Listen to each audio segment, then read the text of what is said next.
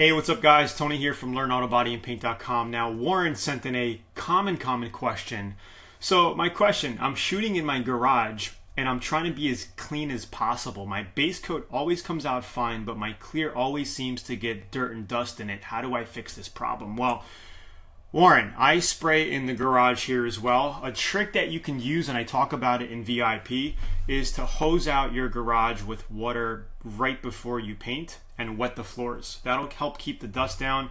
Another thing is you could put tarps or plastic sheeting along the sides of your garage and on the top. If you can get a staple gun, you can staple it and just try to keep the garage dust out.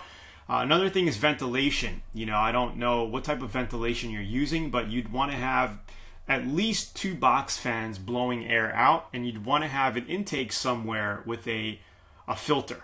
So you got clean air coming in, and I would recommend that air coming in is at one end of the shop. I don't even have this set up at my shop. Okay, I just have the door open and I have box fans and ventilation going that way. But that's the best you could do. I mean, there's really not much. And the good thing about base coat, clear coat is, you know, you want to make sure you tack between every base coat. You never want to tack rag between clear coats, right? Because you can't, it gets sticky. So the thing about clear coat and base coat, clear coat is it's very forgiving.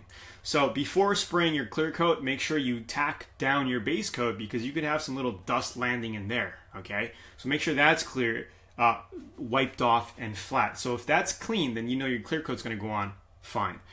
Here's the thing with dust. If you get dust in your clear coat, right, and if you see some and it looks pretty bad or whatever, I would say in your last coat of clear, really load it on thick to bury the dust. Sometimes you can bury it and you won't even notice it, especially if it's fine clear lint.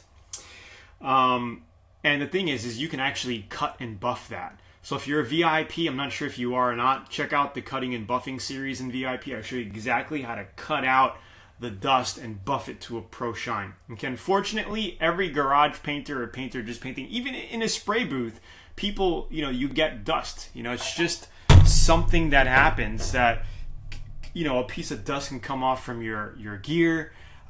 You know, maybe something unlatched from your arm or whatever. It happens. But the beauty, like I just said, is with clear coat, you can cut it out and you can sand it to a nice perfection. Again, another thing you could do is look into renting a spray booth if you're doing a complete paint job.